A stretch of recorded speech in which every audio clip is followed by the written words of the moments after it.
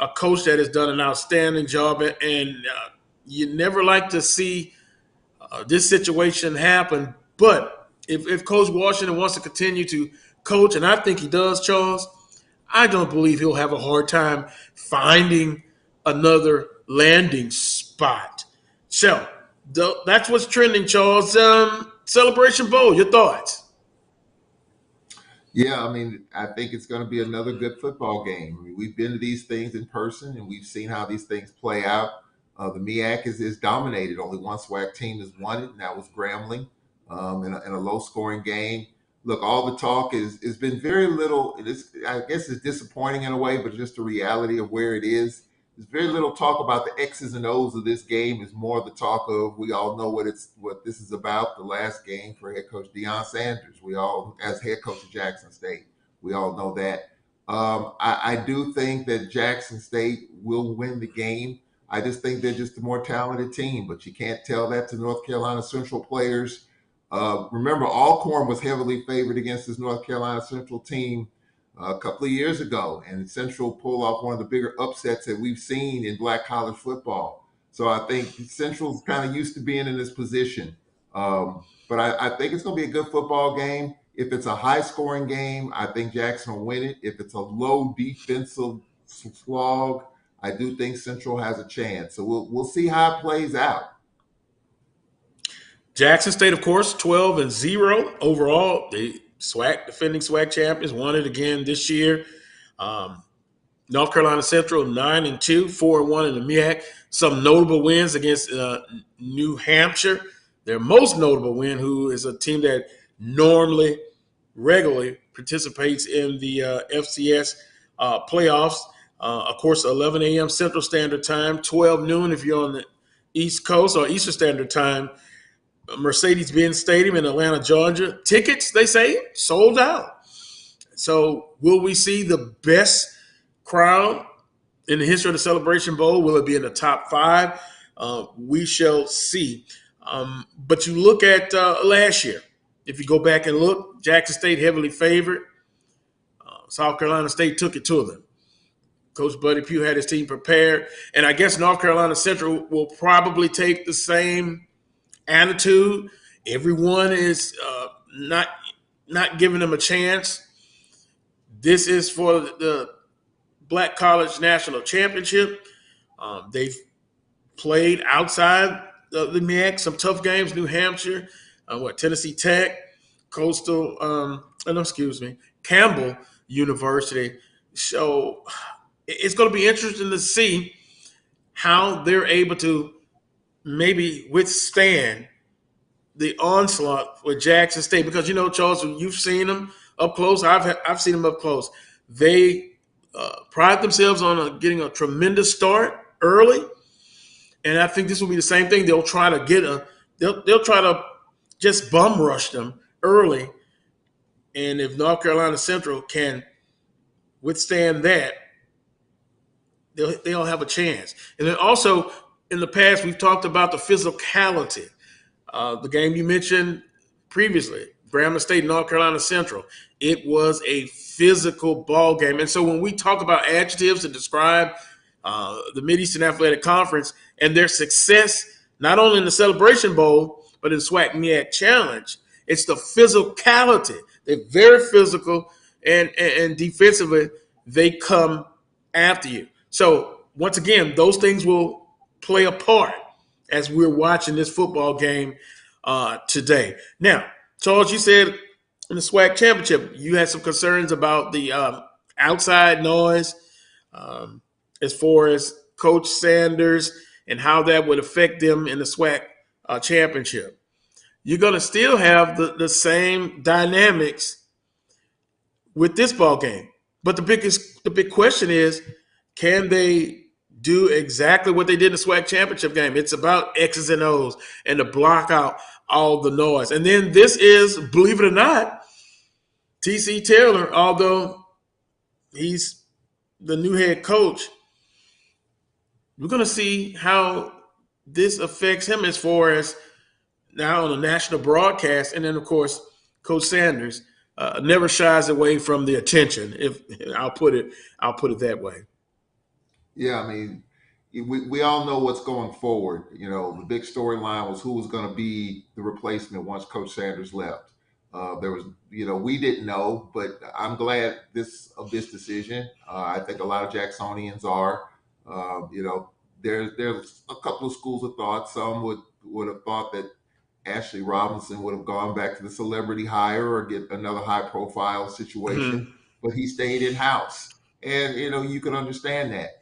Coach that's on that staff that's won two straight SWAC championship games, two straight division titles. You want to keep the continuity going, and I think that was a huge deal. So, congratulations, TC Taylor. He's been around in different places, he's earned it. He's a Jacksonian, so I'm happy for him. I remember when he played quarterback at Jackson State, the lefty. I remember all of that. So he deserves the opportunity to keep the tradition going. So as far as this game is concerned, what he does in the background and on the sideline is one thing, but the one thing about it is that Jackson had a tough grind 2 weeks ago against Southern University, and that's always been kind of the conversation in the Celebration Bowl why MEAC teams have the advantage in part because they have a lot of downtime. It's been 5 weeks, 4 weeks, whatever it is since they played a football game. Jackson I had a blowout early against Southern, and it turned out to be a grind. So I don't know if that will play a factor. Yeah, I think it is something to talk about, especially with all the other noise that's going on. I think the players will block it out a little bit. But when you watch this game on television today, how much camera time Coach Sanders will get pacing up and down the sidelines. You already know how it's going to go. It's going to be about him. This is his final game and all of that. And just trying to complete the journey, trying to complete the undefeated season, trying to do something one other SWAC team has done, which is win the Celebration Bowl. If he can do that, then he's gone out on top as far as head coach of Jackson State is concerned. So I do think, again, if it's going to be a low scoring game, it favors Central. If it's going to be a high scoring game, if Central spots Jackson State like Southern did a couple weeks ago, dig themselves an early hole, it's over because Jackson's defense is just suffocate. They're just not going to allow you to put that type of run together. So we'll see. Let's see how the first quarter turns out. If it's a slog in the first quarter and Central hangs in, then hey, could be interesting. But if Jackson gets it going early, if Central turns it over early, if they spot Jackson 17, 20, 24 points, then it's lights out. We're pulling for the SWAC today, despite all the other stuff. I'm all SWAC, and especially in these non-conference games, Celebration Bowl. So we'll see. I think Jackson's the better team. I think Jackson will win the game, but Central's been big underdogs before, and they have found a way to win. So I don't think that bothers this program, this team, Coach Oliver at all. So I'm looking forward to a good ball game. And on the call for Celebration Bowl, of course, Tiffany Green and Jay Walker and Tiffany Blackman. And I guess Jay Walker is kind of a lightning rod at times. Just kind of, you've talked to people, I've talked to people, and, he, one would say he's not objective. He's a MEAC guy, and he's going to be kind of pulling for them. But then you look at it, the praise that he's bestowed on Jackson State, and it's interesting. I looked at a little bit of Coach Sanders' press conference at the Celebration Bowl, and it's kind of like they've done something they wanted to dominate, and some of the comments that I interpreted from that press conference. And even watching TC Taylor addressing the team about how they've had so much hate against them because they've been so dominant and been winning. But I guess for me, I can only speak for myself, doesn't matter. Even before Coach Sanders was there, Charles, you know how I feel about the rivalry, the intense rivalry between Southern and Jackson State. So it could have been Moms Mabley coaching Jackson State. I'm still going to feel the same way. Is it hate? That's debatable. As far as when a team is winning and they're winning so much, people will kind of like I'll use their term hate on them. But I don't think it's more that they hate on Jackson State, but it's I guess it's the lightning rod. And that lightning rod is Coach Deion Sanders. When you remember him at Florida State, you remember him playing in the NFL. He's always, as quote unquote, as he says, has been a winner. But he gets these kind of reactions because of who he is. When you look on social media and going between Jackson State and the University of Colorado, he gathers the attention, and quite simply, he loves it. He loves the attention. So I guess it's like if you're growing up and you have an older brother, and he's athletic, he's a smart person, and he gets a lot of attention. As a younger brother, you want to kind of get some of that attention as well. And so you kind of have this little rivalry. So more of an intense rivalry. I think hate is a strong word, and maybe it was motivation by TC Taylor using that in the locker room. But it was a very good speech because he talked about Coach Sanders and what he's meant and what he's learned, and he basically said he loved him, and through it all, they've been able to accomplish every goal that they set out. So in that essence, you congratulate them. And they said what they wanted to do. They've done it. And now if they win today, they will have gone undefeated. And they have been dominant for the most part, but I wouldn't say 100% dominant. But they were able to overcome some things during the season. Yeah, I mean they have. I mean it's been a special journey for these 2 years, and anytime you dominate in anything, in sports especially, whether it's a team sport, whether it's boxing or an individual sport, there are going to be some people that'll love it, but there'll be some haters out there too. That's just the way sports is. Because as a fan against that team or that person, you're wondering why is your favorite personality, why is your favorite team not in that conversation? So I think a lot of it, some of it is envious and jealousy of Jackson State. But then if you're a fan of whatever SWAC school you are, you're looking at your own school and saying, what is it going to take for us to be that dominant? So that dynamic is there. Then you add, when we won 6 straight division titles with Fred McNair and Jay Hobson, there wasn't a lot of the bravado that took place during that 6-year period. But people still wanted to beat Alcorn just because we won 6 straight division titles. I mean, that's just the way it works. But then you That's add, more like it. yeah, then you add the dynamic of Coach Sanders and all the noise and that's just who he is. He's not going to change. He's going to be the same way at Colorado. He said, Mhm. we're coming. You saw his video, him walking his field at Colorado. We're coming. So you can already see how that's going to go once he heads to Boulder coming up. So, when you add that dynamic, his opening press Mhm. conference, was it a sermon? Was it a press conference? Do you believe? Are you on board? He did what he said that he was going to do. And his press conference yesterday at the Celebration Bowl was quite telling to me. And as a person that works for an institution just like he does, I see some of the things that he's talking about because coaches do talk about these things throughout the conference. Maybe not every coach is going to put it out there like he did, but he did. And so that's just who he is. So that's something totally different that's probably worth another conversation somewhere down the road instead of the game itself. But he did what he set out to do. Some of the other things that he said he couldn't do or wouldn't do or wasn't allowed to do, that's a whole nother conversation for another day. There's 2 sides to that story. So we have, I'm Mhm. sure that will come out at some point in time down the road once it's all said and done. So hey, from the football perspective, and that's what we're talking about, he did what he said he was going to do. I think for us, the only thing left is win this Celebration Bowl, go to the FCS playoffs and maybe win a game or two there. Then, that if you want to complete the total journey, I think that would be it. But for what he's done and where Jackson State was when he got there, where he is right now, where the program is right now, I think, yeah, you can check all the boxes. If he doesn't win the Celebration Bowl, it's going to be incomplete.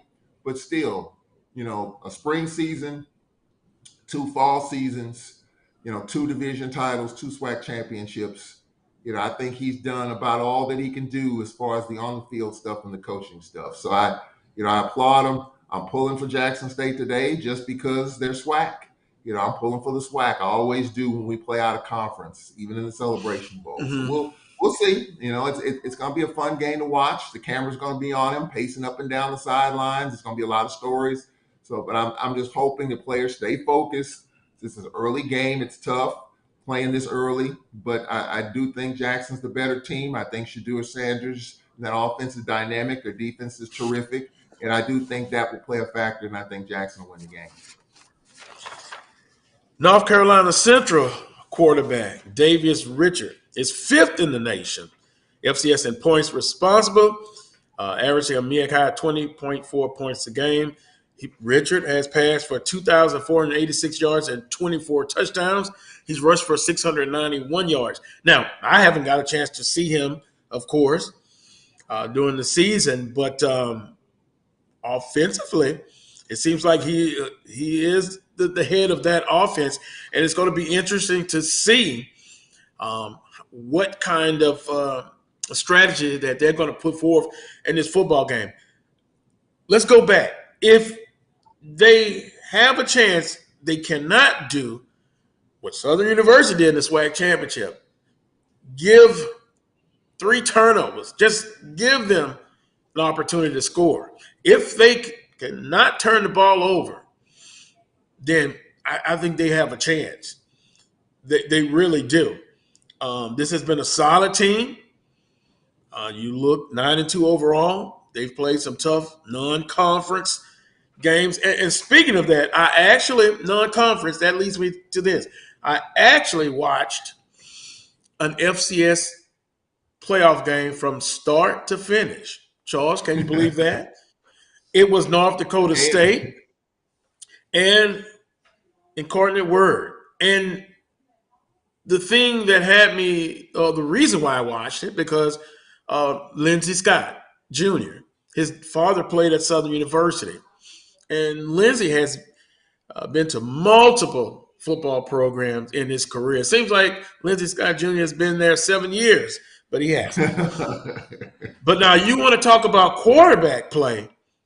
He threw for over 4,000 yards.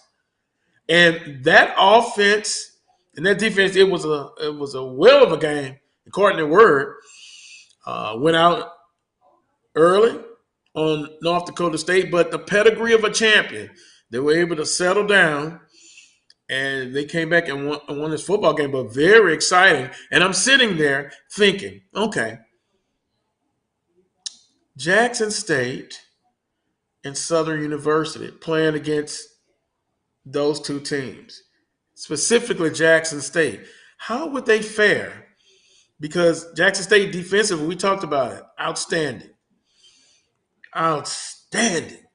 But boy, you look at the line play and just the offensive scheme that according to Word used in that game. I'll be honest with you, Charles. I don't think either team would win. It would be tough. So the thing about, playing in the FCS playoffs, and we know the Celebration Bowl, we know the financial recipe for that, according, based against the FCS playoffs. We've debated that. We've talked about that. But for once, I sat down and thought about what if. Not going to happen as far as Southern and Grambling. But for those teams in the SWAC that want to get into the playoffs as maybe an at-large bid, once again, you got to start playing those teams. And some schools have. Prairie View, they played in Cardinal Word and start having some success. So you have your cake and eat it too. But exciting game, man. Exciting game. And both of those programs are tough. And I know resources, North Dakota State, they're the big dog in that state. Their budget, their resources are better than some lower FBS teams. But I just sat there and thought about it. So it's always a chance. You always have to improve. And it also made me think about this. Don't sue me, folks. But the too early 2023 SWAC football championship game. Charles, who do you think? Who do you think would will be in the participants.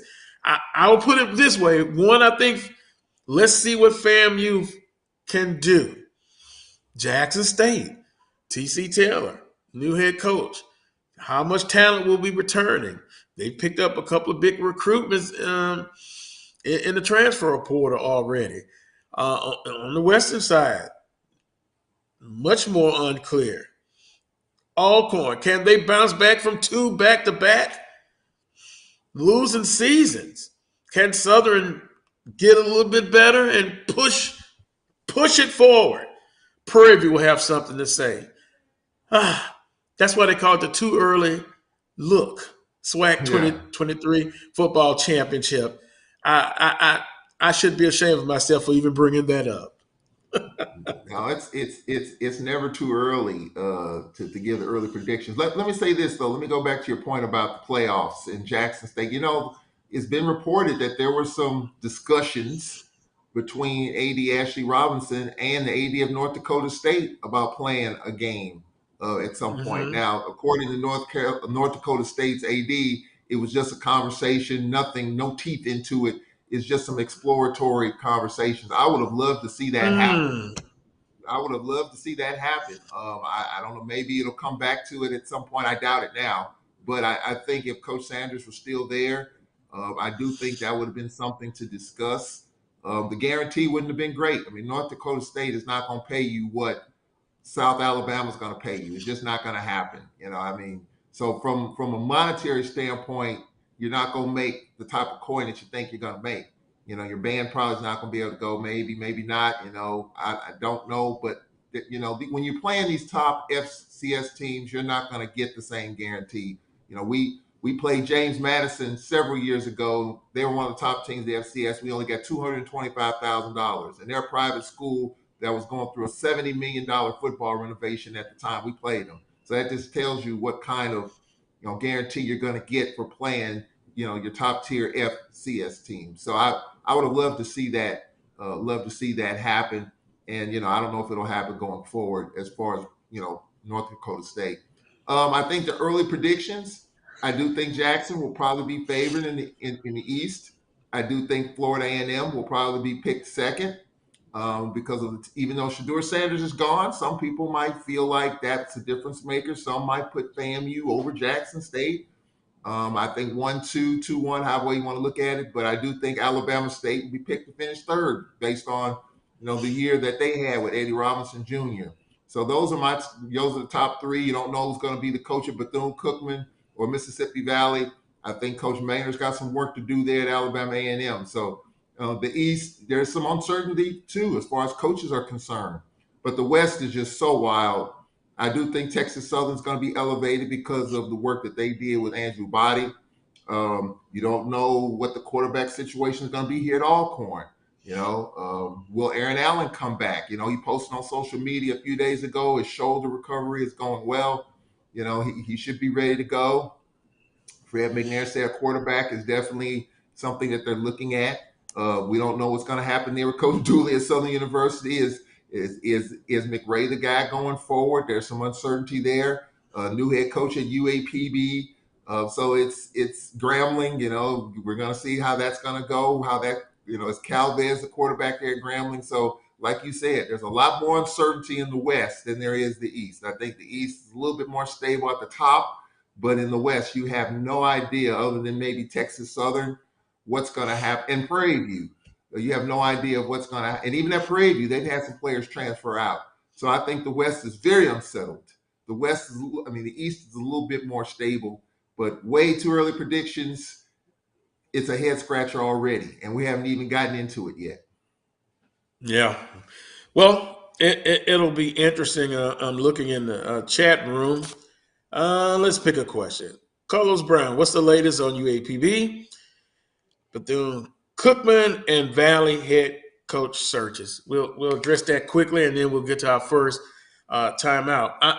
You hear different things with Bethune-Cookman. Most of the questions I've gotten because Sam Washington was let go at North Carolina A&T. Will they take a look at him? Chennis Berry, according to footballscoop.com, is one of the finalists for the UAPB job. And Chennis Berry, I know him personally, would not be a bad hire at all. Sam Washington, connection with Mississippi Valley State. That's going to be a tough situation, as always, because of the resources. But I don't know. They may want to go with another established coach, or they may want to go give a young coach an opportunity. There's that word again, an opportunity to come into a tough situation. But that's the latest. But Chennis Berry, I could see at Bethune-Cookman or UAPB. I could see Sam Washington. But, since he's just gotten let go, I guess his agent will make some contacts, and particularly with Bethune-Cookman, because I think UAPB is already late in the search, and we could get an announcement this weekend or Monday. So, that's the latest. Take a quick time out. When I come back, scheduled to join with Kamari Darrington here on the Carlos Brown Show. So stay tuned. You're watching the Carlos Brown Show on the Black College Sports Network. Supermarket sushi, really? No. Wait, Troy, you work here? I'm never not working. Like Head & Shoulders Scalp Shield technology, up to 100% dandruff protection, even between washes. Never not working, huh? Oh, Troy, you're such a good teacher. Yeah, I know. Never not working. Never not working. Never, ever not working. Are you serious? Never not working. Dandruff protection that's never not working. Head & Shoulders Scalp Shield technology.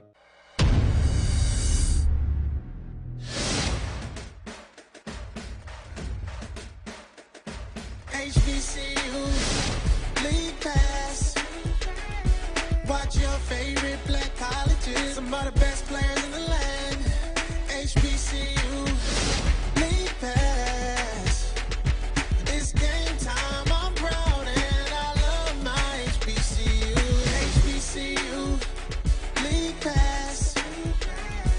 Watch your favorite black colleges. Some of the best players in the land. HBCU.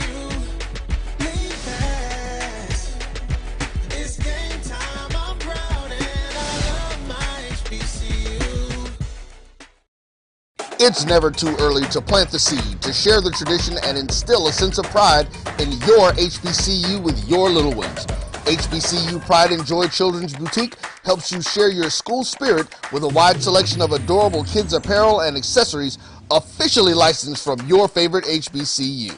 Visit hbcupridejoy.com and follow us on all social media at HBCU Pride Joy on Facebook and Twitter.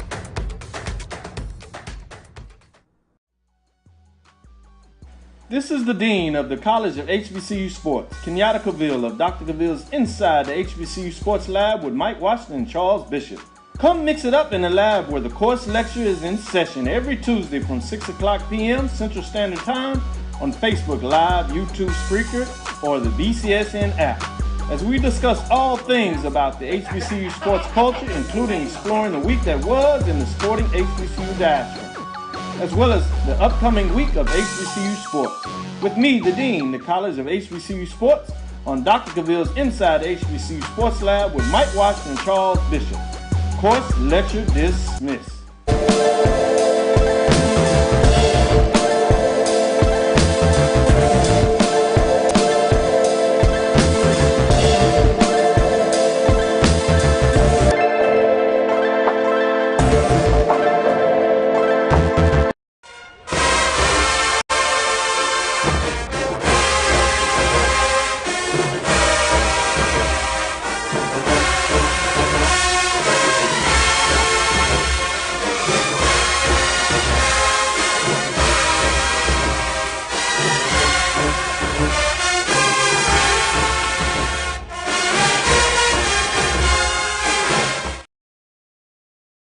Welcome back to this week's edition of the Carlos Brown Show right here on the Black College Sports Network. Now joined by Kamari Darrington. It's been a while since I've had him on. At least I haven't had him on since I made the transition to the Black College Sports Network. But this young man, broadcaster now, ESPN. I've seen him on ESPN Plus. I'll let him tell you about all of that. Good morning, Kamari. Welcome to the Carlos Brown Show again. Oh, thank you. It's been a while since I've gotten to be on the show. A lot of things have changed since the last time. I was just a sports writer before just covering Alabama State football, but and Tuskegee football as well. But now, yes, I've been on ESPN Plus doing the SIAC, and now I'm doing games for Troy University, and still covered Alabama State for football radio as an analyst. So doing a lot of different things now. So kind of a jack of all trades, if you will. Well, that congratulations, because you're right. I was trying to think what you were talking about. Yeah, the writer, but now Yeah. the total package. Talk about that, and of course, Charles is a broadcaster as well for Yes. many years. Just talk about the excitement and the opportunity that you had to do all of this. Talk about that. Well, I wanted to be a sports broadcaster since I was about 9 years old. So sports writing was kind of like a medium to kind of get started into sports media. And then I saw a flyer for a youth baseball tournament in Enterprise to be a play-by-play broadcaster for Dixie Youth Baseball. And so that was my first assignment. And as things got moving along, I started working with the Southern States Athletic Conference in the NAIA, and that was really the first time I had gotten to do something for a long period of time. I still do their volleyball tournament now to this day, but it's really been an amazing journey because at one point I didn't know if it was going to be possible, and now Mhm. every time I put on a headset, I'm living out a dream that I've had since I was about 9 years old. So it's really cool to put on the headset. I just finished my 400th broadcast on this past Sunday. So I've gotten to Wow. do all kinds of things: women's basketball, track and field. I just try to do a little bit of everything because there's just uh, so many places where I could be, and just to be able to do that has just been remarkable. And I know I still have more to go, but it's still still exciting to me every time I put on the headset because you really don't know what's going to happen. That's kind of the appeal. You don't know, you have an idea of how games are going to go, but once the games get started, it just you're just flowing with it, and it's really exciting for me. It's something it doesn't even feel like a job to me. It feels like I'm having fun, and that's the most important thing when you're a broadcaster. Because I'm a fan. I'm much as much of a Mhm. fan as I am being a broadcaster, and I think that this is the coolest job to have as a sports fan is to be a broadcaster. And so my journey is taking me through several different places, but here I am now. Having given to do games on ESPN Plus, which goodness gracious, I mean, Yeah. um, You had to pinch seeing yourself. it, yeah, you kind of have to catch yourself a little bit because you see those ESPN graphics and your name is over them, and it's whether it's ESPN Plus or ESPN Linear, it's still an amazing thing. But I've done several different things. Of course, I work with Job Sports as well especially during softball and baseball season. They do a lot of different things with the SWAC and the SIAC. They cover their football as well. So uh, just uh, just a lot of people have put a flyer on someone that doesn't have a degree in this, and just getting just wanting to do it, and then getting the opportunity to kind of perfect my craft. So I give Job Sports, the Southern States Athletic Conference, and all those guys a lot of credit for taking a chance on someone and giving them the opportunity to get better and continue to broadcast. Charles, I'm sure you can relate to Kamari. You've been doing it quite a while. Um, how can you relate to what he's saying? Do you remember your first time broadcasting? Well, I can tell you how I got started. How I wanted to Hmm. get involved in this business. My cousins, I had two cousins. I have two cousins that were athletes. One played football Hmm. at Notre Dame. One played football at Oklahoma. And I remember when they were playing Pee Wee football, and I'm from St. Louis, and so St. Louis is, kind of the broadcast sports mega capital with sports radio at the time, KMOX radio. I interned there as a college student, so I knew at a young age that this is what I wanted to do. And I remember taking a tape recorder to my cousin's pee wee football game, sitting in the rain, calling a game just on a tape recorder.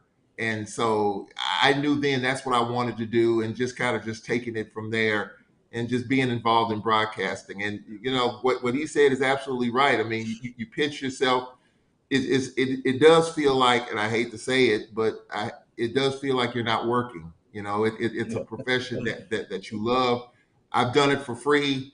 I'm blessed to be able to do it for a couple of coins. But Kamari will probably do it for nothing if it means getting your voice out, if it means getting your work out, because doing it for nothing means that you have the passion to do it for nothing. And then you work just as hard when you get paid to do this stuff. So I can totally relate to what he's going through in a lot of different platforms. We've talked before when he covered Alabama State. I remember him covering Alabama State during those interesting times.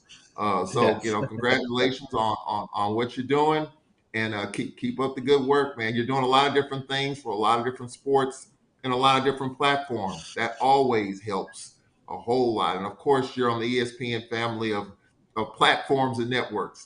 That's never a bad thing either. Right, man. It's just. I've always joked with people, like he was saying about doing it for little coins. I always joke with people when I start working with them. I said, "Listen, if you just give me a meal at halftime, I'll take that. Just give me I don't mind getting a check now, but Oh no, I understand. The most important thing. That's not the most important thing to me. The most important thing to me is putting that headset on, and it's been a long time coming, but I've been doing this now.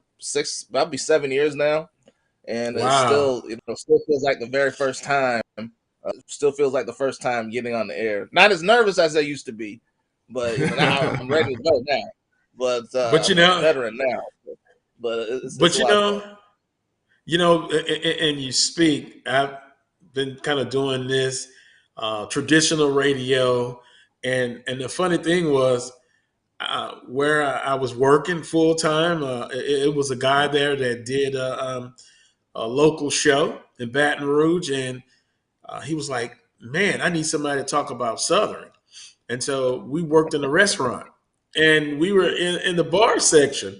No, I wasn't partaking of anything, and I say I'll do it, and actually, that's how I got my start. So I did a 30-minute segment within his show. Then it led to something else with the late, great Greg Rochelle in Baton Rouge. Charles, you remember him. Started the Jaguar Journal. And it was a local spot twice a day, Monday through Friday. Then it transitioned to a regular sports talk show. And I got a chance to work with him. And literally, I came to him and said, "Charles, I'll do it for free." And that's actually what I did it for free. And then tragically, he passed away, and it was all on me, and transitioned through that. Then other local shows and traditional radio, then coming over to the Black College Sports Network, now video streaming. So I said all of that to say this, there has been transitions, from traditional terrestrial radio, now video streaming. Social media is a part of these broadcasts. So I guess you have to learn to adapt, Kamari and Charles, to stay in the business. Me and Charles are, as Charles would say, dinosaurs. Kamari, you're not in that category. You're up and coming and there. I'm getting there, but not quite there yet. Right. I barely have white. I barely have a beard yet, so I got Charles has one. If you notice, I've started growing mine's back, but I get bored quickly. I'll shave it all off and go with the baby look. But it's interesting. that all of this has happened, and you see a lot of younger people getting into the business. So you kind of feel appreciative that you've had longevity. Not talking about you, Kamari, but me and Charles, the longevity, and some others. But to see people constantly get into the business, and my pleasure is going to be, before I call it quits, to get to work with some of the new people coming aboard, and getting that relationship. Yeah, I don't think there's any question about it. I think there's a market for it. I think before, there weren't many of us to look at in broadcasting. When I was growing up, the most famous one was Charlie Neal, and he was really the only one that was on TV. To see that someone can not just be on the field or on the other side, that can be a play-by-play guy, that can host a show, that can do many different things, can be a radio host. I think they say representation matters, and for me, growing up, you didn't have a lot of that, but it was still something that I wanted to do because there were voices that I listened to other than Charlie Neal and said, man, this is just this seems like something that would be cool and something that I could do. And I wasn't very athletic anyway. So I always tell people, I'm in the seat that I need to be in. I don't need to be on the court. I need to be talking about what's going on. Right. No question about that. But now I see, people like Tiffany Green, and you see Chris Lewis, and you see, the guys that work with BCSN, and just different guys, Jamie Walker, and all the guys that now you kind of see more of us taking that play-by-play role. So I think it's great. It's great to be a part of that, and also hopefully that you see other guys that are coming up that want to do this as well. They'll see, hey, Kamari's doing this. How do I get into it? And so it's always important, I think, to keep things going. And I think it's good to see people from all different walks of life getting an opportunity, because this is a business that it can be cutthroat at times, but I think at the same time, I think for the most part, you try to help people along. You want to see people succeed, because we can all be a part of this business. I think that's the best thing about it, is that you seem to find people here that want you to be a part of it. And I've done radio, I've done newspaper work, and I've done TV work now, and just it seems like everyone wants you to be a part of it, and that's how I feel. I want people to be a part of this thing as well. So, right. If anyone asks me any advice, I give them as much as I can. Maybe better to talk to somebody else, but I try to give them as much advice as I can, because I had people that had to stick their neck out to give me the opportunity. So opportunity. I always appreciate that. Yeah, and opportunity. That's a key word, because Charles, we talked about like some of the young coaches looking for an opportunity to become head coaches. We look at TC Taylor at Jackson State. I'm so happy for him. Now, with that being said, everybody knows how I feel with the rivalry with Southern and Jackson State. So I'm going to wish him everything possible, and I believe he's going to have an outstanding career at Jackson State. Speaking of that, Kamari, this Celebration Bowl coming up in about 35 minutes. Your thoughts on the Celebration Bowl? What does it mean? And then we'll get a prediction out of you if you care to do so. I'd love to make a prediction. Probably won't be right, but but I'll do that in a second. I think don't worry about that. Yeah. I think this is a great game. I really do. I think it's a great showcase for both the SWAC and the MEAC. And don't let the MEAC fool you, even though they only have 6 teams. There's 6 really good programs. They've had success. Yeah. They've had a lot of success in this game. And for Jackson State, I think it's interesting, because you would think that the whole Deion Sanders stuff would be a distraction. I'm not sure if that's the case, even because he's been in Colorado for a couple of weeks now. So it's not like he's springing on them, this week. I think it would have been a little bit different if he had sprung it on this week. I think it's been, as you know, and the rumors have been going on for a while, and it has not affected them yet. So I don't think that will be the issue. I think the thing is, you know, kind of like last year against South Carolina State. I think they took South Carolina State lightly. Number one, because they dominated the SWAC. Number two, because of the 6-5 record that South Carolina State has. Well, North Carolina Central, you know, they're coming in pretty hot. So they're gonna feel kind of disrespected because everybody's gonna be talking about Jackson State. So you know, Jackson State, if they're not ready to play, they're gonna get beat like they did last year. And South Carolina State really took it to them. But you know, Jackson State, you know, I you know, obviously I did their game with Alabama State, and you know, Alabama State has a 26,000 seat stadium. There were 30,000 people there, and probably another 50,000 outside the stadium.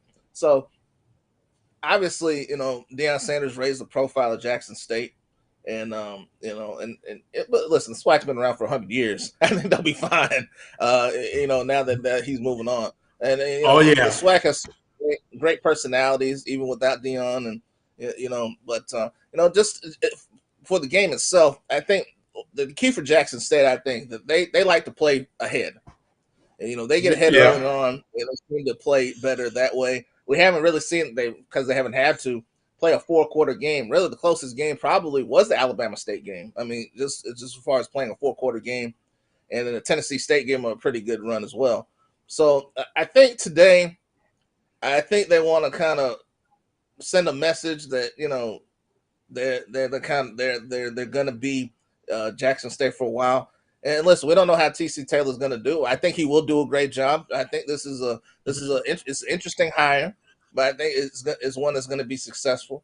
I don't know if they're going to, and depending on how he recruits, you know, they may still have a chance to dominate the SWAC, because you know there's some teams in the SWAC that are getting better. But I think for today, I'm going to go ahead and pick Jackson State. I think to close it out. But it's gonna be tough. They're gonna have to really play well. I mean, North Carolina Central with Davis Richards is an outstanding quarterback. He's gonna make plays all game. I think there'll be opportunities for North Carolina Central to make plays against that secondary. As good as that secondary is, you can't get big plays off of them. And so I think today, this is gonna be a 4-quarter game. I'll take Jackson State, maybe something like 31-28 or 31-24, something like that. This is not gonna be a close. The other.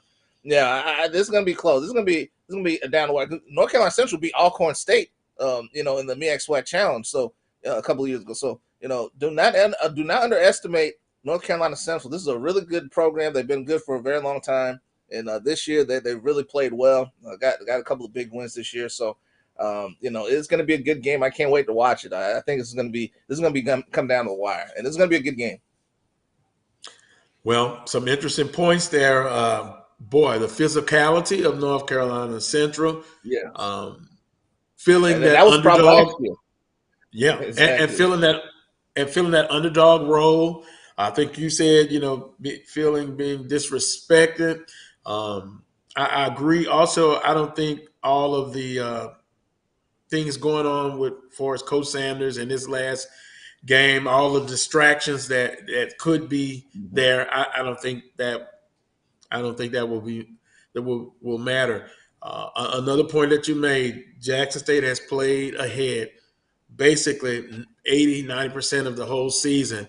And if they don't turn the ball over, it kind of reminds me of a basketball game. I always use this example. The Lakers want to play up-tempo, fast break style. The Celtics wanted to make it a half court. North Carolina Central wants to make it a half court game. It's going to be very interesting. Kamari, appreciate the time. In closing, if you want to make some comments, how people can follow you on social media, all of that, and what you have coming up in the future as far as maybe next football season, or are you going to be doing some other sports-related broadcasts? Well, for social media, you can follow me at Kamari D. That's my first name and my first initial, my last name. And then, of course, I'm gonna be doing I do Troy men's basketball on radio, and Troy women's basketball for ESPN Plus. So the next game is men's basketball against Mercer on the 21st. This coming Wednesday. As far as next football season, I plan to be either doing Alabama State football radio or also doing SIAC. I've been covering the SIAC now. This was my 4th year doing games. I plan on doing a few more games next year with the SIAC. So hopefully that'll be good. And I really enjoy HBCU football. Has meant a lot to me. Has given me a lot. It's been a great education because I did not go to an HBCU. So every time I go to a HBCU campus, I try to find out a little bit more about the school that I'm at or the schools that I'm covering as well, because I think it's a great education for me. And with 2 daughters coming up, 2 daughters that are kind of young right now, it'll be nice to tell them about, the experiences I've had at HBCU games. And I don't think, my first experience, and I always call HBCU games an experience. They're not regular games to me. I mean, I've done Alabama football. I've covered Alabama football. I've covered Auburn football. But going to Match City Classic is completely different, even than the Iron Bowl. Just the culture. Completely different. The culture is just completely different. I've covered 6 or 7 Match City Classics, and that was my first HBCU football game. So imagine your first HBCU football game is the Magic City Classic, and you got 150,000 people that look like you in one spot. It's just an amazing thing. But yeah, just right now waiting on a lot of different things. So I know baseball season, the baseball and softball season will be here before you know it, especially the JUCO ranks. So looking forward to that as well. So still trying to stay as busy as possible, and still maintaining that passion for this, because it's something I really enjoy doing.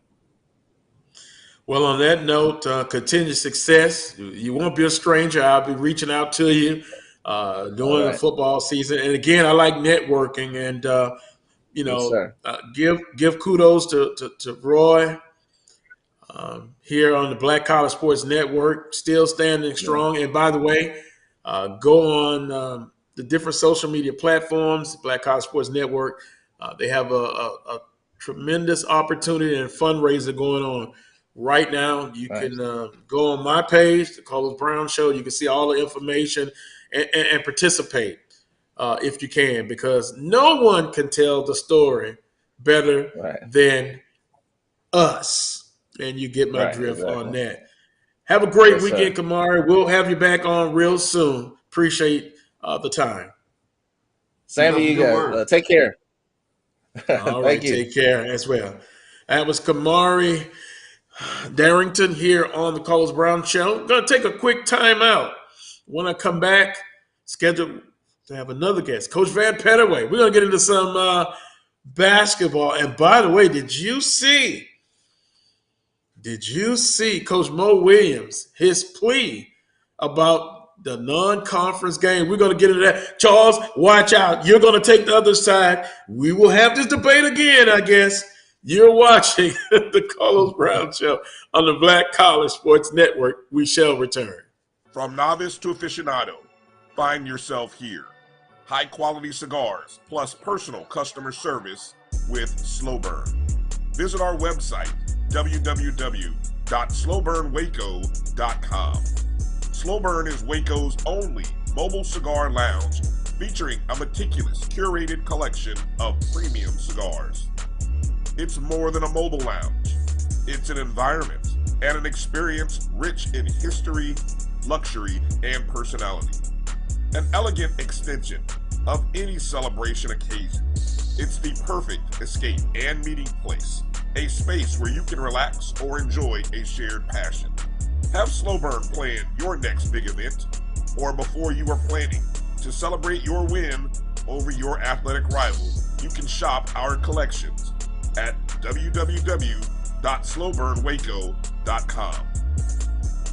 But if they want to tap, I'ma do the dab, yeah.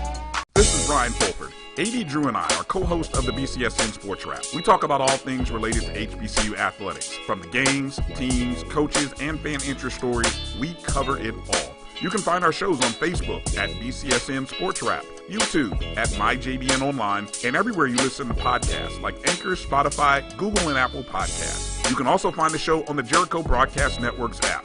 Make sure to download. We look forward to you joining the conversation and being a part of the show. T. Madden and Associates is a sophisticated and experienced law firm located in your neighborhood. We're turning injury to cash. T. Madden and Associates obtained almost $2 million for my injury. They turned my injury to cash. Now, we can't guarantee how much your injury is worth, but we've recovered millions for our clients. Call T. Madden and Associates at 833-PAID-123. That's 833-PAID-123. Some carriers will give you just one measly entertainment subscription. One is no fun. With Verizon, there's up to 7 entertainment subscriptions with your unlimited plan. That's 7 times the... 7 times the... No. 7 times the... Music, gaming, Disney Plus, Hulu, ESPN Plus, and more. That's 7 times the entertainment. Because everyone deserves better. And with plans starting at just $35, better costs less than you think. If you think all pads are exactly the same, think again. This is Always Ultra Thins reinvented with the Always Triple Protection System. This pad wicks gushes 90% faster, absorbs even more so you can feel dry, and locks odors in. Rethink your pad for up to 100% leak-free and odor-free comfort with the totally reinvented Always Ultra Thins. This is always like never before. Thank you guys for what you do for HBCU athletics. This is a fantastic avenue for all of us. This is our ESPN, so we love what you guys do. Brian, AD, Roy, all you guys at BCSN. We really appreciate what it is that you guys do for us.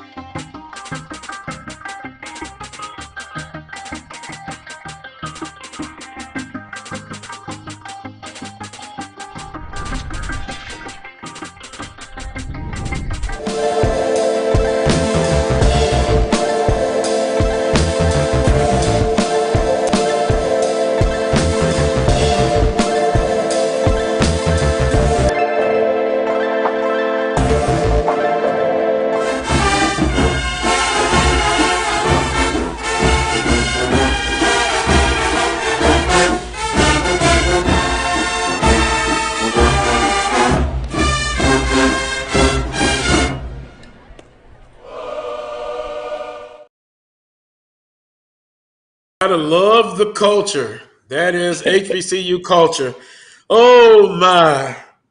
Coach Pettaway and Charles, I'm glad I took my medicine this morning. Oh, you gotta love it. Welcome back to this week's edition of the Carlos Brown Show right here on the Black College Sports Network. Now joined by Coach Van Pettaway. I just simply call him the basketball analyst here for the Carlos Brown Show.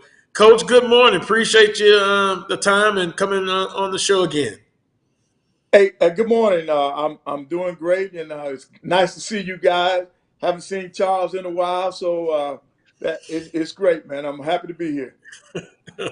With that being said, we're going to roll a footage of Coach Mo Williams, and I'm interested to see and hear both persons other than me on the panel, your perspective on what Coach Williams is going to say.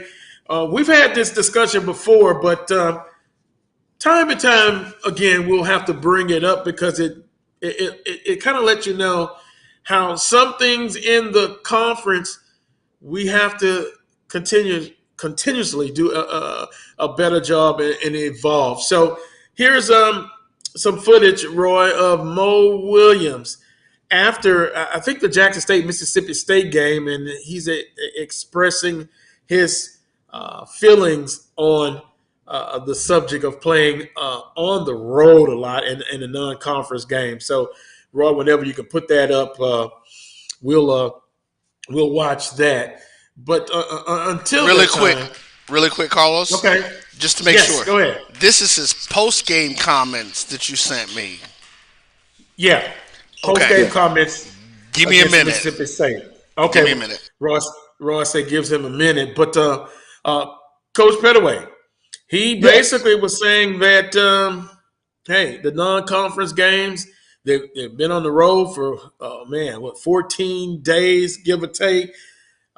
He goes on to talk about, the conference. Now, he says the conference should help in doing this, but I think specifically it goes back to the ADs. You've been in that situation. Then he brings up a cost of attendance. We've talked about that before. I know Coach Banks at Southern is trying to do that instead of, I guess the NIL, but the cost of attendance. Talk about that. You've been in that position as a coach at Alabama A&M, and explain again. Give your perspective on why you agree with Mo Williams. Hold on, Coach. Well, Clip is ready. Hold on.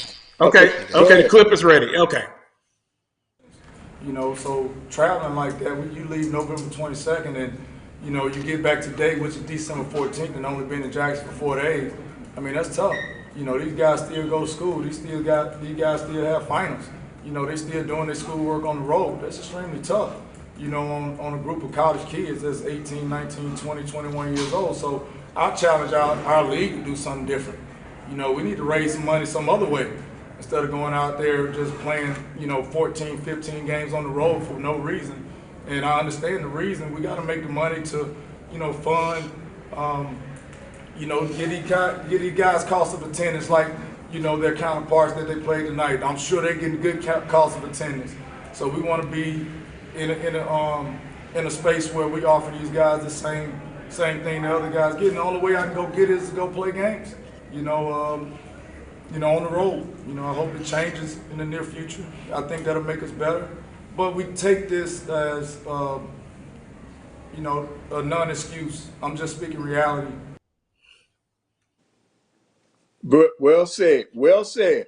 All right, now let me tell you. I've always said, even when I was in the SWAC, I was against playing all of the non-conference games as guarantee games. I don't think it's right to the kids, and we can even go back further than that.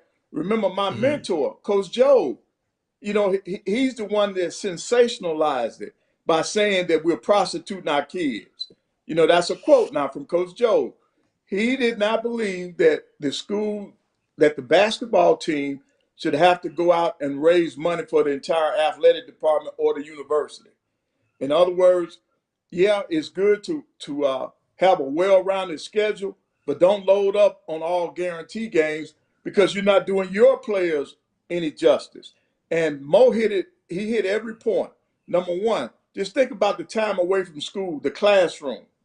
Even though now things are a little better because you can take a computer and be plugged in, but it's nothing like that one-on-one with your instructor being live or being in person, rather. Now, the other thing that he was talking about, when you play these guarantee games at most places, you're not getting the money back. In other words, the athletic department or the basketball program, they're not getting that money. That money is going either to the general fund or in some cases, the programs that are excelling in the SWAC right now, they're using some of that money, but they're giving a portion of that money back to the program. Now, he brought up the cost of attendance. I've always said that if I could benefit my program, I will play a game or two like that. Every school in the SWAC should be giving out cost of attendance because they're bringing that money in. They have money that's not in their budget that they're bringing into the university. So I think that they should give cost of attendance to these athletes. And I know when I was on the search committee this past spring for Alabama A&M, the new president, that's one of the things that he wants to do. He wants to give cost of attendance, and he wants the coach to raise his money for cost of attendance. I don't think you have a coach in the country that would want to do that to help his own program. Now, I've always said that I was not in favor of playing all these guaranteed games on the road. Now, it came closer to home when we had Coach Sanders to make his debut in the SWAC. That's one of the things that he talked about. Why are we doing these kids like this? Why are we playing these guaranteed games? So if he doesn't want to see it in football, there got to be basketball coaches in this league that they'll want to see it. You don't want 14 or 15 games on the road, your team on the road, even though now this year we've had a lot of success with the game guarantees and playing on the road. I've got a whole host of. We've beaten the American Conference. We've won a game in the ASUN. We've won in the Ivy League. We've won in the SEC. We've won in the Pac-12. So you're not going to get that every year. This is a rare occasion what men's basketball has done this year in the SWAC. But in terms of these kids, I think it's demoralizing to them for them to have to play 14 or 15 games against the top, let's say the top 10 or top 20, 25. That's too much. Play more regional games. I think this year we will look better in terms of our RPI because of the non-conference wins that we've had so far. And some of those games that we've won, they're not guaranteed games. They're just home and home series that these coaches have gone out and gotten. So I think Coach Williams is, he's point on. We should not have to sacrifice your season, your non-conference season, just to chase the almighty dollar, because the dollar's not coming back to your program anyway. Yeah. And to your point, if it would be different if you were getting, what was a good figure? 100%, which I don't think it will be going back into the program. 75%? I'm gonna be honest. I will go 40 or 50%. I would go 40 or 50% of the game guarantee should go back to the program. Now you can you can get the things that you need. You would have the money.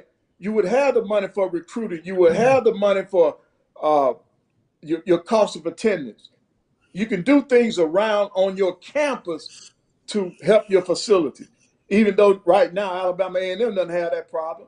With the new event center, the facilities there, but they still need recruiting money. You still need cost of attendance money.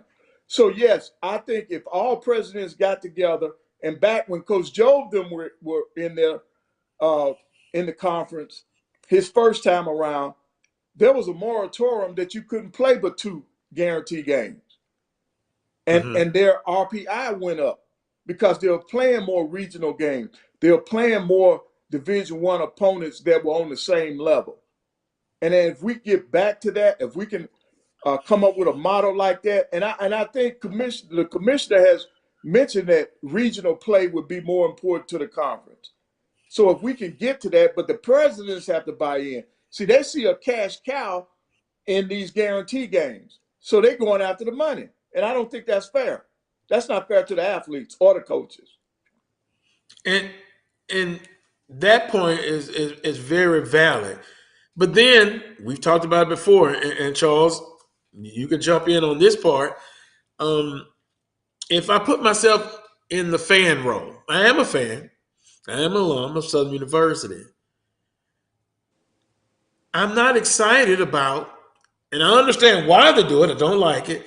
But if you're 2-10, 1-13, and then they're on the road so long, this is my first time. Well, I can see them on television, but in person. What incentive is that to get me excited about that model that they're using, Charles? And Charles, I know you've said in the past that coaches are only going to be judged as far as from their peers or their higher ups on what they do in conference play. But I think you should subscribe to be better, not only in the conference but non-conference. But what incentive does it give me to come out to see a team that is 2-12? I know the card will be, well, if you're a supporter, you're an alum, you should support the team no matter what. But boy, I'm not excited, Charles, at all coming into the conference season, and then I've only seen the team maybe once in person. Yeah, it is hard to get excited about it. You are correct about that. As far as the funding mechanism is concerned, I think that's probably, and I hate to say it, But and all corners in this boat, we haven't had a home game yet, and we won't have a home game until January 2nd. We're playing out in Seattle tomorrow. We go to Dayton from there, and then we go to Minnesota from there after Christmas. Wow. Then we come home. There are a number of teams that have not had a home game to this point. Oh, I Our, know. our women's coach Nate Kilbert has said he is not going to. If he has anything to do with it, he's not going to have that type of schedule, because we talked about it just the other day, that he's going to get some of those smaller teams to come just to get the taste of a victory, because it is demoralizing. And even though when you're playing these teams, when you're playing the Tougaloo's and the Arkansas Baptists, I mean, you've seen some of these games in which we played, the Southeastern Baptists and the other schools. I think coaches now are at a point, even though they've got to bring in a certain amount through guarantees, the coaches are saying, you know what, I get that. But then if I'm 0-13 going into conference, you've kind of halfway lost your team at that point. So you want a taste of victory. You want to feel like you want to get a taste of what it is to win a game or two or three. Our men's team beat Wichita. Our men's team beat Stephen F. Those are very winnable games, even though they're on the road. You could probably get a home and home with Stephen F. Wichita State probably not, because they have the money to pay you. I think Mo Williams' point is valid. I would say, and I don't know what the funding mechanism is at Jackson State, but because of what has happened the last couple of years in football, and of course the football program funds the entire athletic department, I would hope that they made enough money to where they don't have to play quite as many of those games, because some of the spillover from football, in terms of the money that they made, they hosted 2 SWAC championship games. They got, that's $1 million. They're going to get $1 million Celebration Bowl today. They got $1 million last year, so they're bringing in money. And so you would hope that some of that money trickles down to the basketball program, where they don't have to play as many of those games, instead of playing. And I know there's a figure out there in which you got to bring in a certain amount. If you don't have to bring in that much, that means you don't have to play the Dukes and the North Carolinas and the Indianas of the world. You can play the Stephen F's. You can play the Sam Houston States. You can play the home and homes. You would hope that that's the case. We don't know the inside funding mechanisms of that.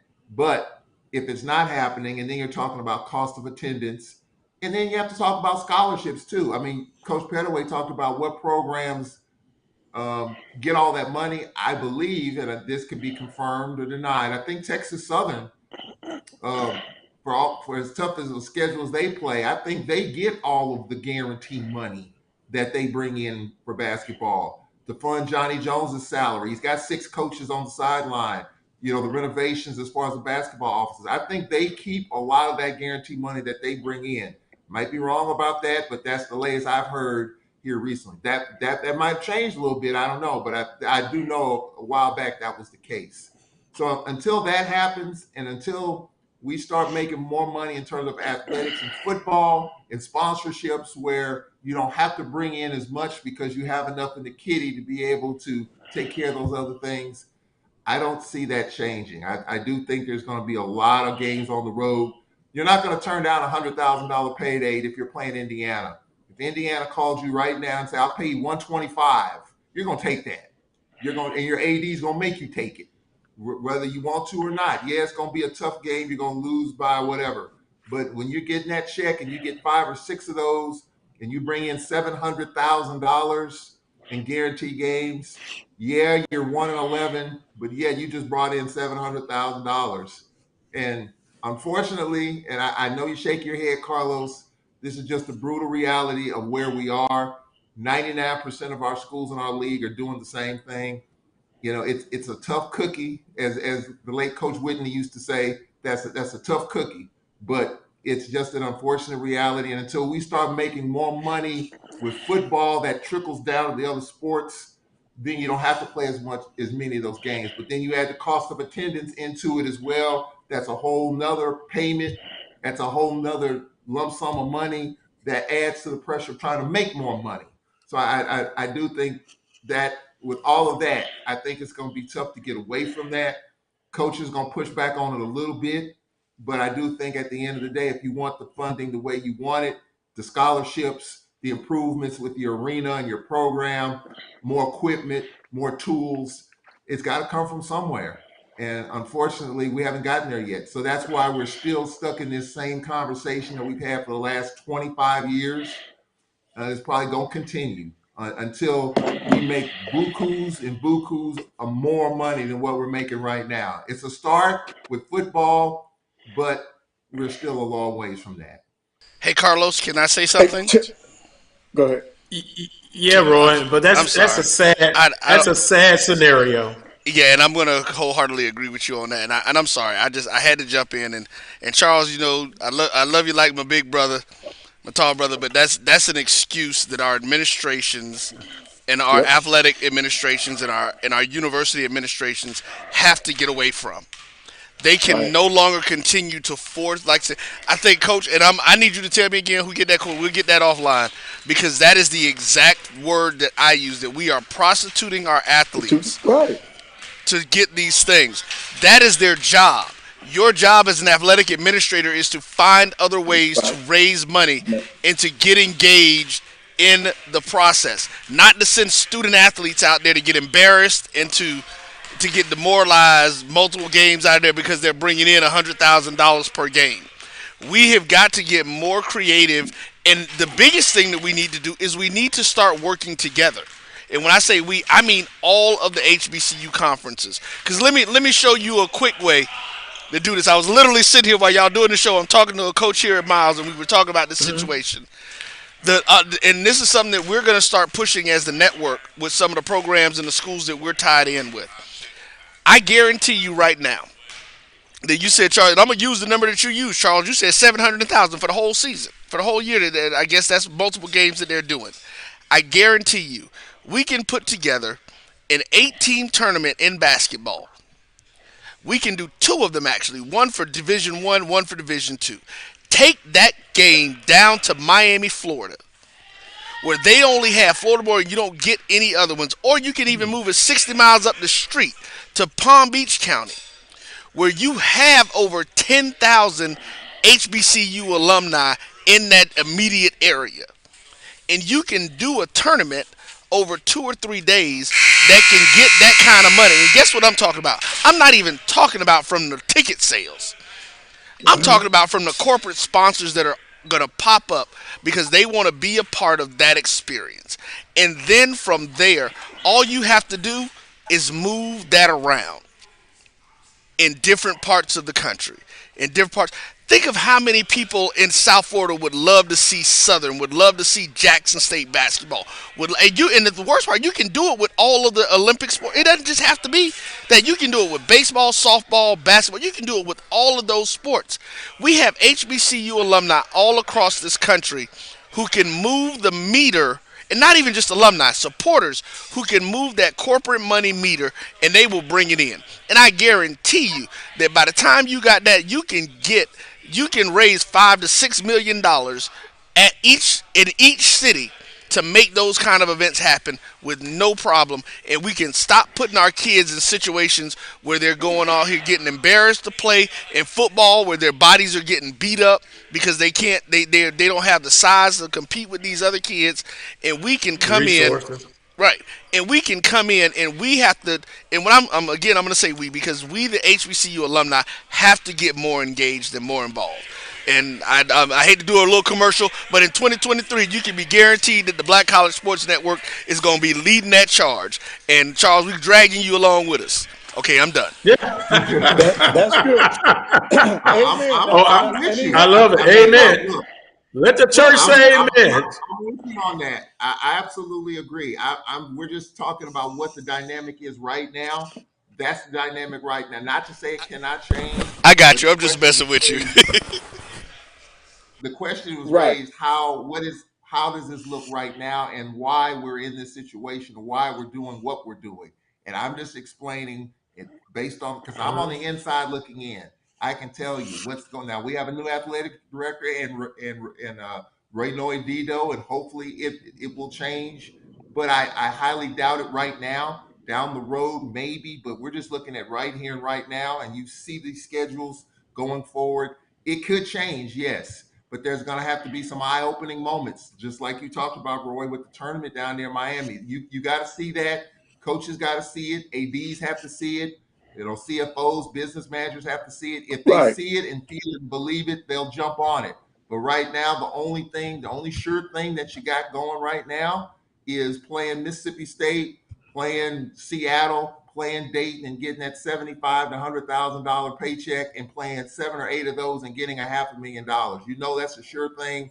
And until it's proven that in Miami or Atlanta or other venues, just like in HBCU baseball and some of the tournaments that you have going on there, that's going to be in 2023. Until you see it and feel it and see that paycheck, I hate to say it because I'm on board with you, Roy and Carlos and Coach Pettaway, but just we haven't gotten to that point yet. It hasn't been proven yet. And until it is, I do think we'll lean that way. But right now, it's not going that way. It's going the other way. And it's going to continue to go that way. And I will say this, though. The previous commissioner, he talked about this model, this 9-7-5 model in which you don't have to play as many of those games. You play 9 1 year, you play 7 the second, you play 5 the third, to minimize all that travel, to minimize, the brutality of these type of games. But the only thing about that was you're going to play less of those. That means less revenue. And then you got other tough decisions to make on the other end. So it's a very tough situation. And unfortunately, right now, until there's something more concrete out there in which you can see the numbers and see the benefit, in terms of dollars and cents and otherwise, I just think we're just kind of where we are right now. I don't want to see it. I would like to see it better, more regional games, closer games, more home games. But Right. we're just not quite there yet. I would love to see us get there, and I'm all for it, but we're not there yet. Hey, now, Coach one of Pettaway? the things that I love to see, in these contracts for the ADs where they talk about them being fundraisers, I wonder how much are they including the game guarantees that the teams play? See, an AD's job, in my opinion, now is to go out and raise funds for the athletic department, and to me, they shouldn't count guarantee money towards that goal. That should not be included in the. I don't think that should be in the equation. Let that athletic director go out and find other means of bringing money in to the athletic department. You cannot continue to send these kids out and in Coach Joe's language, prostitute them. You cannot do that. And he did not believe in it. I didn't believe in it. But in my contract, they called for me to bring money into the school. They did in one contract, I didn't even have a dollar amount. So if I brought in $100,000, I was okay. So that I could do that in 2 games. But my problem was I still had a struggle getting home games. I couldn't get the teams to come into Elmore. If you don't have the facilities, they're not coming. Now they don't have an excuse at Alabama A&M. I was one of the coaches. I've told you all this before. I never had all my complimentary scholarships, but they do now. So see, times are changing. I think with our current president, we are going to see the cost of attendance for the athletes. And this is what you all are really missing. That's a recruiting tool. They're using that against us. You don't give out cost of attendance. They're giving out cost of attendance and NILs. You're not giving out anything. Some of the schools in the SWAC are not even allowing these kids to keep their Pell Grant. That's their money. That's not the school's money. That's the kids' money. Now, I will admit this. When I was at Alabama A&M, our kids, if you qualify for Pell Grant, you got that money. I used that in recruiting. The other thing that I did do, I had enough support that I could guarantee you a summer job. You're going to get a summer job because I had people that want to support the program. So they provided summer jobs. But cost of attendance, I will go out and play 2 games right now if I knew that I could give cost of attendance to my players. Because you as a coach, you're showing those kids that you care about them. And I would explain it up front. I say, hey, fellas, these 2 games, we're playing this. We're playing these 2 games so that you will be able to put your cost of attendance in your pocket. Now, I think that'll help these coaches, man. And I was in those locker rooms when we got our brains beat out because physically we could not hang with those schools. So see, That's the part that the fans are not seeing. That's a part that some of the administrators are not seeing. You're not in the locker room when those kids, when they got embarrassed out there on the court. And as a coach, you try your best not to get embarrassed. I'm an up-tempo coach, but if I saw where they were getting away from me, I would let that shot clock run out because I'm going to hold the ball. I'm going to shorten the game to keep my kids from getting embarrassed. And I've done that before. But you cannot continue to send our kids out. It's nothing but a slaughter. You can't do that. And I'm against that. Yeah. And I would hope that it has to start from the top. It's got to start with these presidents. They got to get together and say, hey, we don't need to do this. Or let me tell you what the other alternative is. They need to take their butts to Division II because they cannot compete. They don't have the money. Some of them don't have the facilities. They don't want to put the money into athletics to be Division I. Change, move, or create your own division. Go all HBCU. There's some other options out there. Then they'll find out if they go all HBCU, they probably won't get the big paydays. Yeah. And, Coach, it seems like the business model that they're using now for basketball is antiquated, and they can't continue to do it.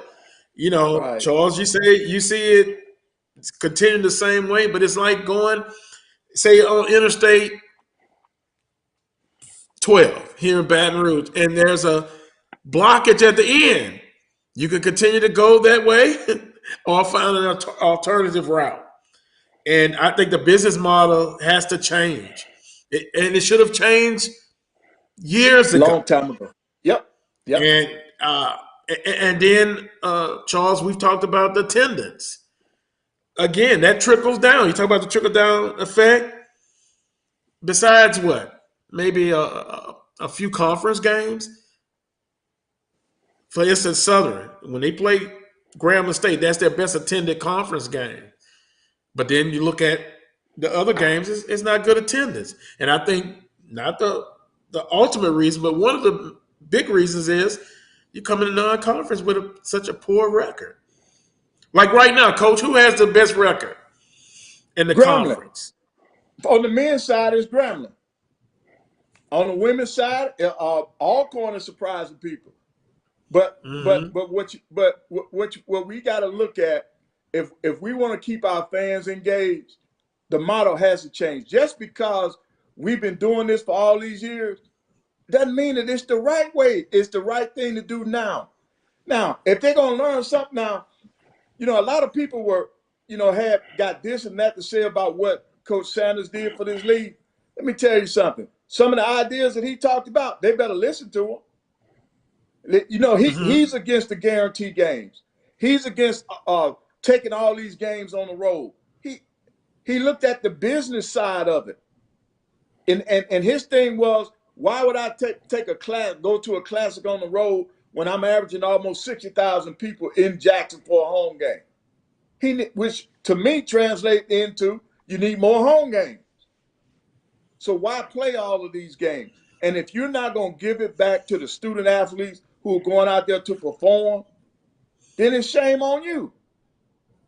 So it's always been shame on these administrators who take every dime. You don't reinvest in your own program. Why? You don't have the capital money to help to upgrade your facilities. Use that money to upgrade the facilities. Use that money to reinvest in your athletes. To me, it's simple. But coaches are afraid to say, a sitting coach, some of them are afraid to talk to their administration about this subject. They fear their jobs. I talked about it when I was employed. I'm going to talk about it while I'm unemployed. It's not right. I'm laughing, and I had Coach Banks on, and I asked him about that, and he's agreeing with you. It needs to be done, but he said, sadly, at this point, Southern cannot use that model. That's the goal. Can you But guys hear hopefully, me? is that Wheeler? Yes. Can you guys I hear thought I me? heard Wheeler. Oh, Yeah. yeah. I've been watching you guys for the last 10, 15 minutes. I just Okay. didn't know Well. if you all could hear me or not. Oh, there we Okay. go. Now I think we lost. I think we lost Coach Pettaway. But let me do this. It's an You all interesting right? topic that's going on. Oh, No, I okay. think I'm Well, still here. there we go. There we go. Let me introduce Wheeler Brown to Coach Van Pettaway. Have you guys ever met? I'm not sure. I know the face I'm though. not I've sure seen either, you. Coach. Right. Yeah. How you doing today? How you doing? I'm fine, All thanks. right. Doing fine. Wheeler Brown is AD at Fort Valley State, previously at Jackson State. Wheeler, this is Coach Pettaway, former men's basketball coach at Alabama A&M, and of course, the famous Charles Edmond there. And we're having a discussion about basketball, and we played the video with Coach Mo Williams, basically saying the conference should do something about playing all of these non-conference guarantee games, and he needs help, and he talks about cost of living, cost of attendance, and all of that. Now, you're sitting AD. I think you may have something to say about this. Coach Pettaway and Charles have made their feelings known. Are you going to be on the other side of this equation? I'm gonna say this. I'm gonna say this. I can empathize with what both of you guys are saying. There's no But is doubt it a about but that coming? at all. There's always a but, Carlos. There's always a but. Oh, But at the Charles. end of the day, I don't know. Let me put it like this, okay? If you play the guarantee game and all the monies went to the kids, is it still not prostituting the kids? That's a yes or no answer. That's a yes or no question.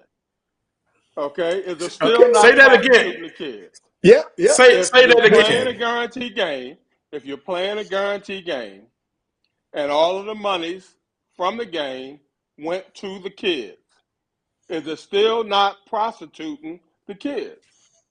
Yeah, but at least they got some. I mean, don't do it for free. Come on now. Come on now. Wait a minute. It's still. I'm just trying to make a point. I'm just trying to make a point. Okay. At the end of the day, the budget is made up of probably 5 or 6 components. Okay, you got game guarantees, you got student fees, you got probably help that you get from auxiliary services, and all these little ancillary things that may be out there. Okay, you are mandated as sponsorships and all that's included in the budget. Okay, that's a number that historically you're looking at. What has happened over the years. You're probably going to add maybe 5 or 10% to it, what have you, that sort of thing. You come up with those numbers and you look at, I tell my basketball coach at Jackson State that he's got 11 non-conference games. Okay, now I want him to have some success prior to the conference season. But I need $500,000, maybe 6. Okay. Now, what I tell him is that, Coach, this is what I need. I need $600,000. You got 11 games in which to do that. If you play your cards right, you can get me. I'm gonna say my money for the sake of whatever. You can get me my money in 5 or 6. And then you can play some competition, okay, that you can beat heading into the conference season, so that once you get into conference play, you're not 0-11, and it doesn't take you 3 extra games that you've lost in the conference until the kids wake up and say, hey, we can play with these guys. They're on our level. So you can get it done in a minimum amount of games if you be creative. Okay? Let's go to USC. Let's go to UCLA. Let's go to Gonzaga. I'm just throwing those names out there because they're on the West Coast. Okay, Yeah, let's go that's a lot to of travel. Pepperdine.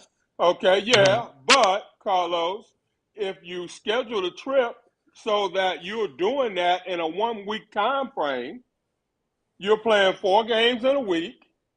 Okay, maybe 8 days. Okay, you've gotten roughly a little over $500,000 because they're going to pay you to come out there. You know, you're going to average pretty much close to 100,000 a pop. You know, and by you piggybacking all that while you out there, you're saving in terms of transportation.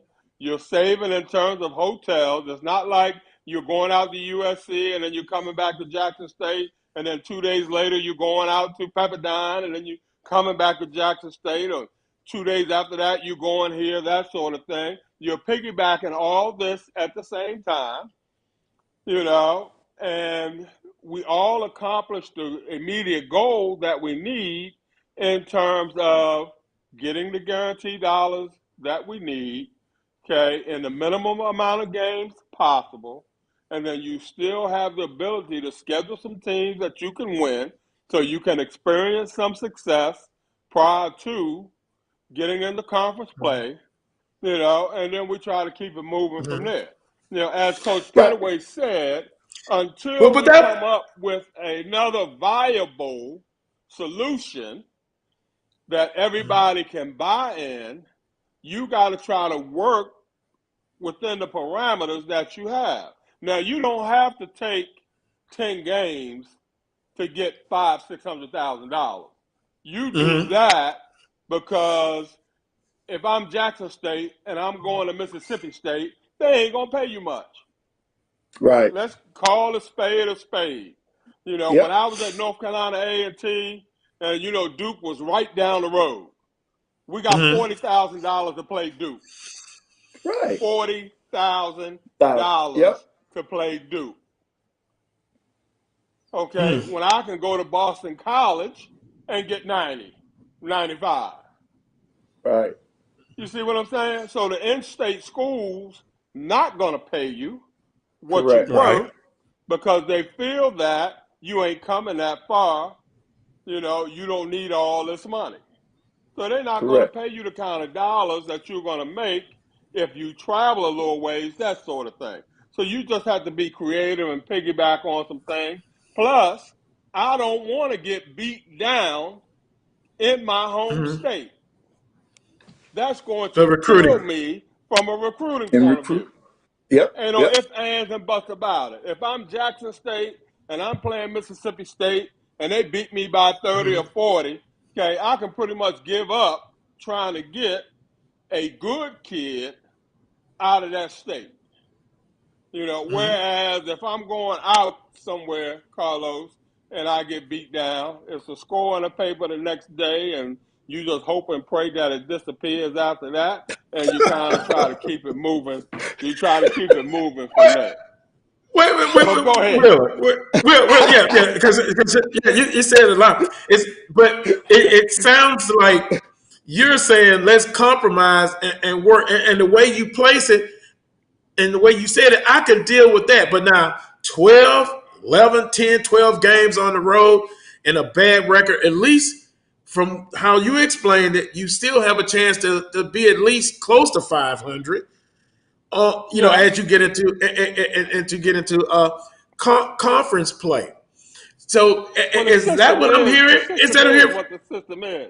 That's exactly what you're hearing, Carlos. The system is what the system is right now. And until there's a better option, an option that's going to be supported on all sides, you know, you got to try to make do within the system that's in place. Because bottom line is this: you still need that money. It's already built in your budget. And if you don't come up with those dollars, Carlos, you're going to have to A, find it from somewhere else, or B, you're going to have to cut expenses or cut whatever in order to make budget. You know, just like we talk about the Celebration Bowl and, you know, let's for instance, we talk about guarantee games in football. Okay? When I play a guarantee game in football, that money is going back into the athletic. They're going back into the athletic budget. It's already budgeted in the budget. It's not for football, right? It's coming from out. It's budgeted for the entire department. So in other words, if I say general fund, that's the term basically that I'm saying. Yeah, but when you say general fund, a lot of people take that to mean that it's going to the university general fund. So the English department and the math department and the science department is getting some of that money. That is not the case. Now, the case is, and I'm. Wait a minute, go ahead, Coach Pettaway. Boy, this is getting hot and heavy. I love it. Now, our money did go to the general fund, and it did not come back to athletics. They took that. Okay. They took that money for the general fund, and then I got one question for you: who gets credit for bringing in the guarantees? Does the coach get credit or the AD? I'm gonna say this, and this is gonna sound like I'm chickening out on the question. No, not you, Wheeler. No. I just don't want it to sound like that. But I'm gonna say, all right, go ahead. I'm gonna say, as long as the money comes in, you know that your coach 9 times out of 10 is not going to agree with it. You know that for a fact. You know, if you give them a voice in terms of, look, you're going to have to play Duke in football or what have you, you know, or is this something that you want to do? 9 times out of 10, they're going to say no. There's no ifs, ands, and buts about that. Okay? Now, but, you know, when you are the head football coach at a university, you know that it's bigger than you. You are carrying the mantle for the entire department, all 15, 16, 17 sports that may be out there. You are carrying the mantle for the entire department. So you're going to have to sacrifice a good word or what have you. You know, you're going to have to take one for the team from time to time in order for the department to thrive. Now, Coach, I need you on board. And, Carlos, this is something that when we hire these coaches, we have to be frank and upfront with them, okay? I'm not going to have you play 2 or 3 of these games. No, I'm not going to do that, okay? Not going to do that. We're going to put a limit on the amount of games that you play. But you're going to have to play at least one. And if you can get me one in for about 400,000, 500,000, 600,000, okay, then I'm happy. Okay, the budget's happy. Okay, baseball, softball, track and field, they're gonna be happy or happier. Let's put it like that. You know, and then we're gonna try and keep it moving from there. But being a former football player myself, I'm cognizant of, you know, you don't want to try to get beat up and all that sort of thing and stuff. At the same time, I find that, you know, our kids ain't going to back down from nobody. Okay? Right. They're going to go out there. They're going to fight, you know, because in essence, they want to prove that I should be on that other sideline. I'm good enough to play over there. Okay? And this is my selling point. At the end of the day, when scouts come on your campus to look at and evaluate your football players, and they go into the film room, the first film that they pick up, the very first film that they pick up is of any guaranteed game that you may have played, because they want to see how your guy react against the very best. They want to see that. So to me, I use that as a selling point, you know, when a scout from Green Bay comes on this campus, okay, Carlos Brown, he wants to see you playing against Alabama. That's the first tape he's going to go and grab.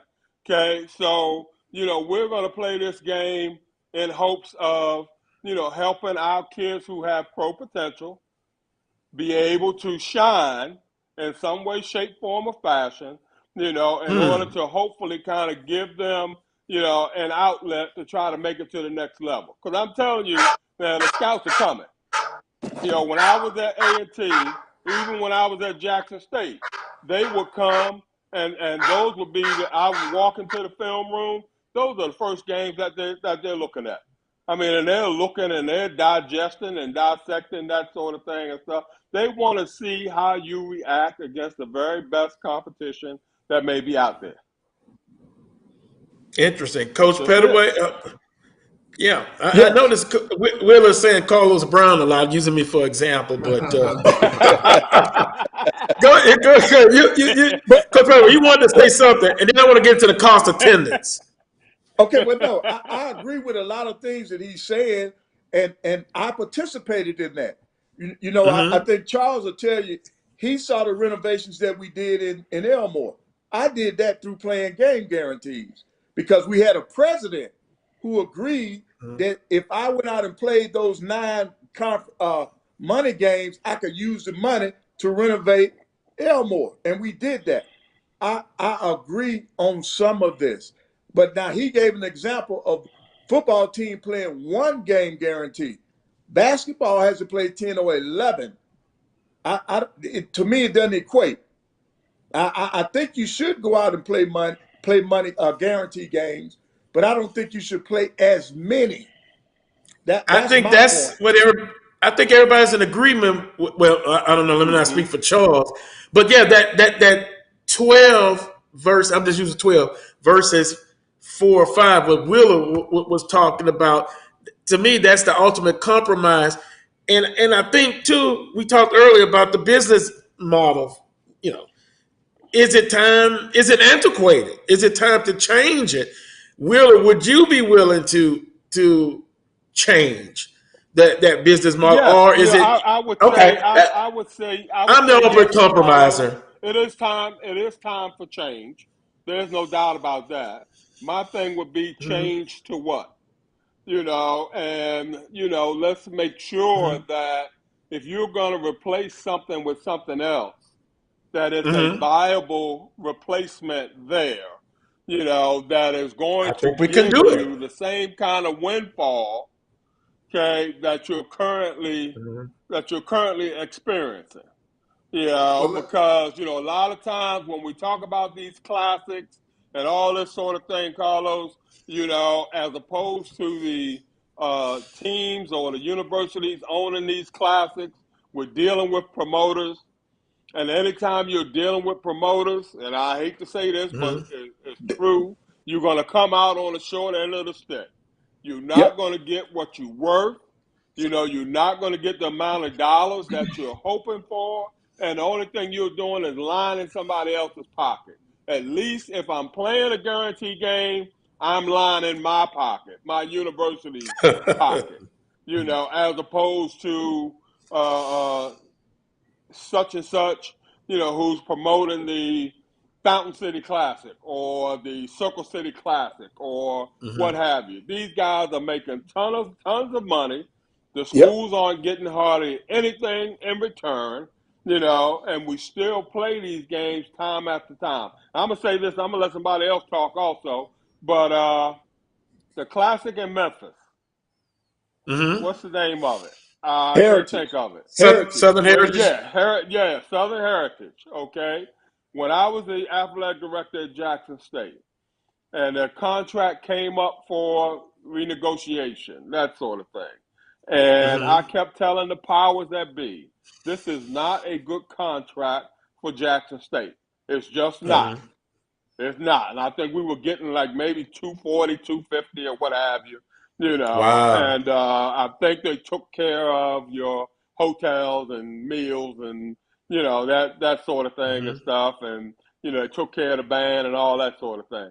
But when you walk up in there and you see all those folks in the stands, and you see all the ancillary events that go on throughout the week, paid events, okay, that go on throughout the week that's associated with that classic. You know that the $250 that they're giving you is peanuts as compared to what is really coming in.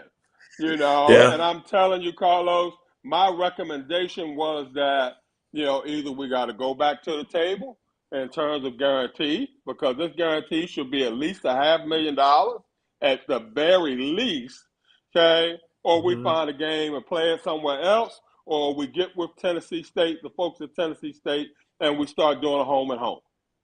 Cut the middleman out. The folk at the Southern Heritage Classic went around me. Okay, they wined and dined the powers that be. Oh, okay? my. And before I knew it, a 3-year contract extension had been signed. See, so that's the old business model. Kinds of things that, so these are the kind of things that's happening, okay, in real life, in real terms. Well, can I ask a question, Carlos? Oh, yes, you may, sir. Go ahead. Okay, so this is just some of the things that I've been privy to in terms of budgeting, talking with various athletic directors. So basically, when you talk about basketball or even football, and let's just look at basketball, it's the dollar amount as opposed to the games. There's a dollar amount that you have to come up with. Does that dollar amount you generate, or does that come from your CFO or from your budget from your finance office? Because that dollar amount's coming from someplace. Is it something that you come up with? Because I'm thinking it's an administrative thing. They're crunching numbers just like you are, and they're saying, hey, this is what basketball's got to come up with. Make that number work. Is that kind of how it works?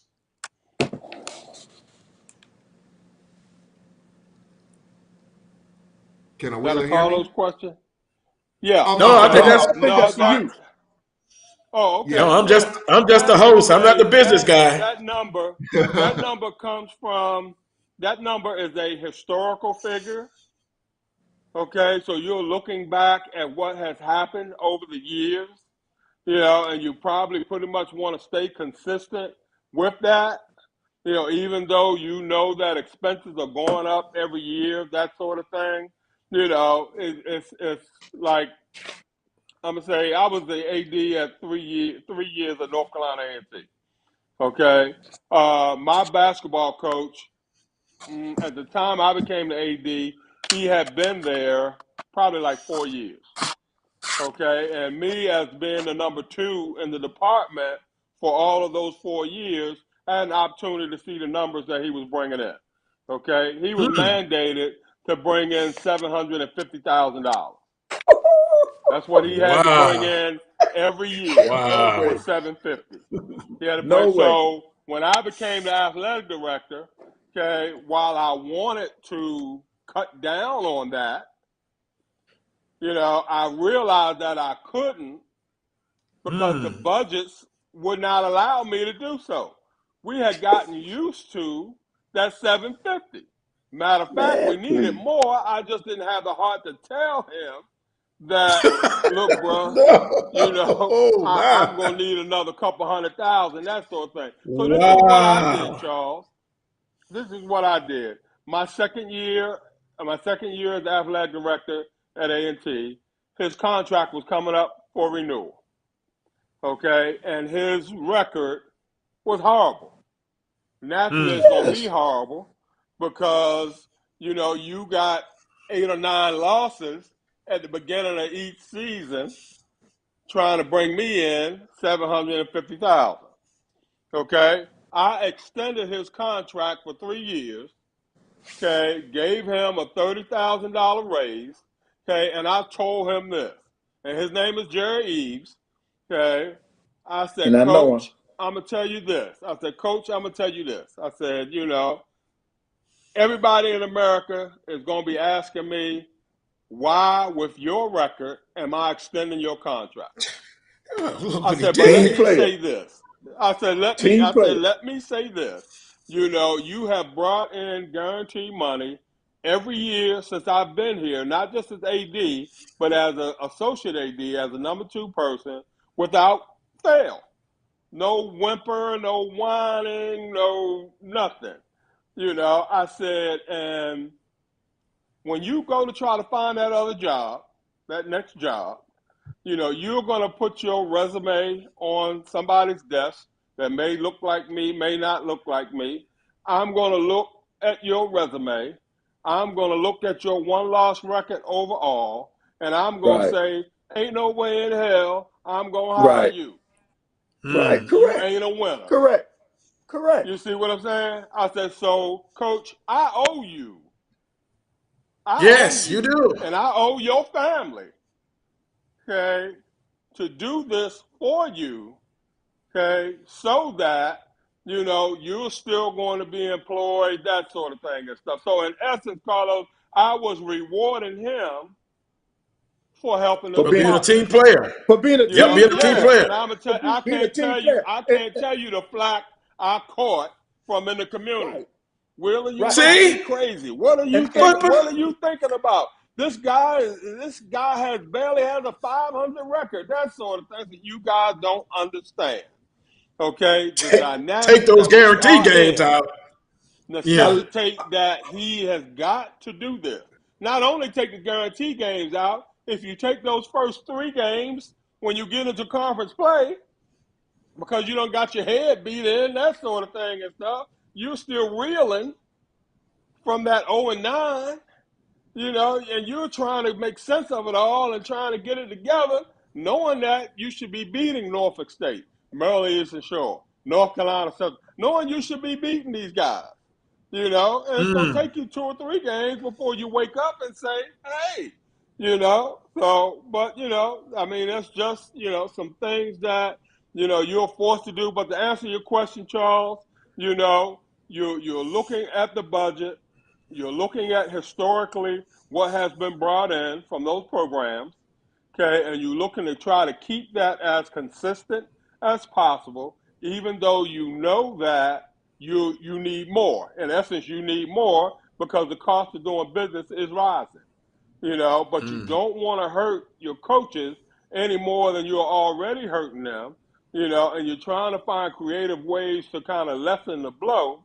But the bottom line is, I may not be able to fund softball if basketball don't bring in $500,000.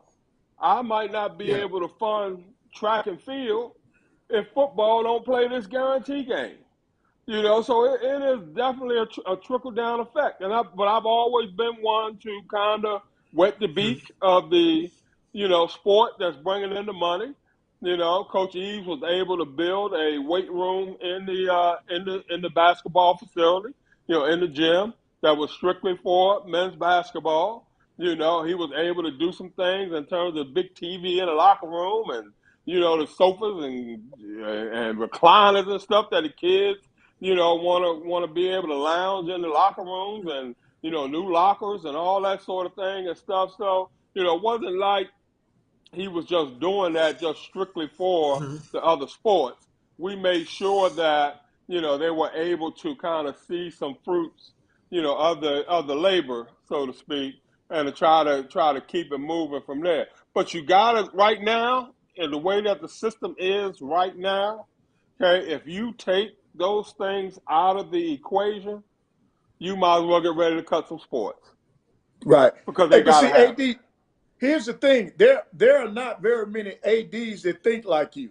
There are not very many presidents that think like you. Because one of the reasons why you don't see HBCU basketball coaches recycle is because they play so many guarantee games, they don't have the record. So when their resume comes across that desk, they're basing everything on wins and losses, and you're not going to get it.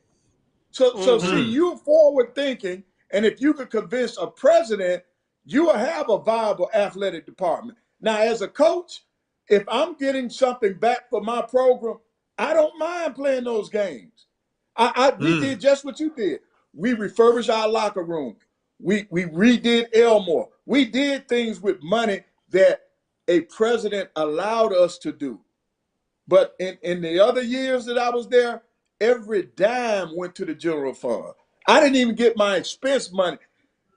At one point, they were giving me my expense money back. If I flew out to California, whatever I spent, they put that back in my budget if I did not get the school to do it. One of the ways of helping our budget, you get the school that you're going to play, you get them to do that upfront stuff. My transportation, my hotel, that kind of stuff. Now the university doesn't have to come up with that money. But when a coach just goes out there and all he's doing is getting his head beat in and no money, he does not see anything coming back to his program, man, that's demoralizing.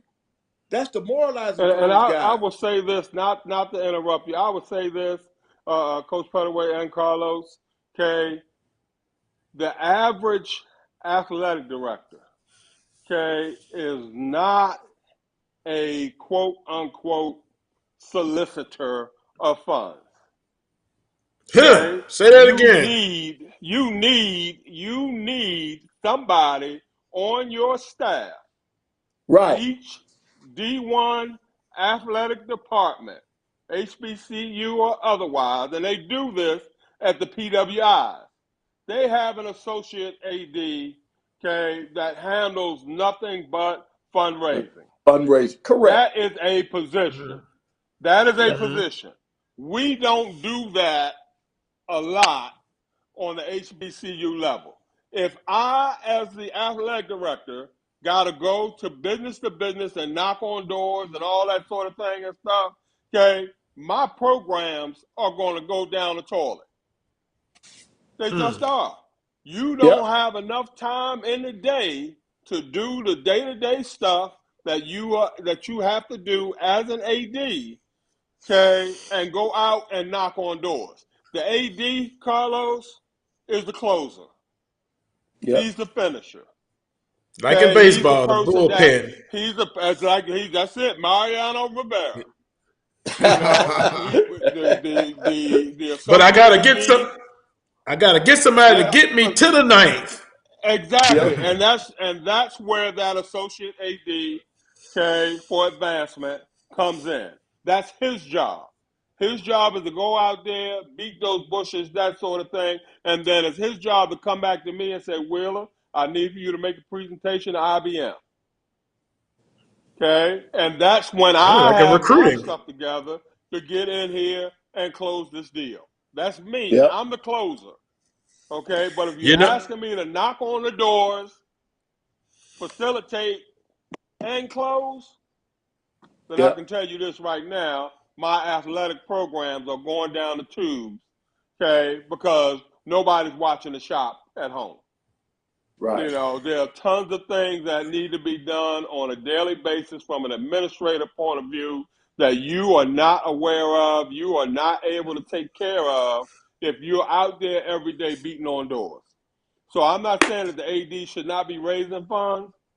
I'm saying that the AD should have that associate AD for advancement that's going out there, that's knocking on the doors, that's, you know, setting the table, that sort of thing and stuff. And then he's calling on the athletic director to come in and close it.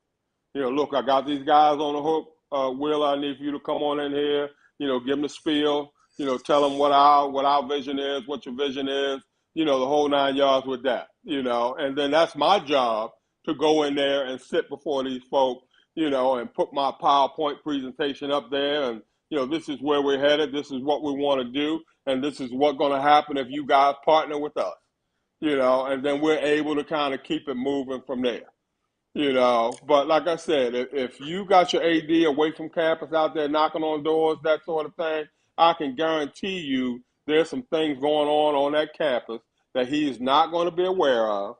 You know, where if it's academically or something he is going to miss out on, okay, because he's out there trying to knock on doors and raise funds. You got to have help.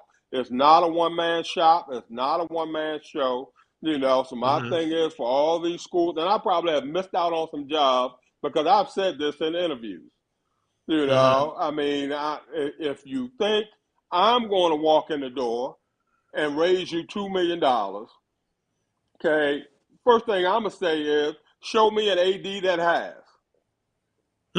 Show me an HBCU AD that has. Right. Okay, and you can't show me one. You know, so why are you asking me, okay, to be able to bring in this outlandish figure when historically it has not been done? Okay, and if somebody had an idea in terms of getting it done, it would have been done by now, and it would be getting done on a regular basis. Yeah, so I mean, it just is what it is when it comes to that. So you know, if you're not going to allow me, and what you can do is, I mean, everybody needs a salary.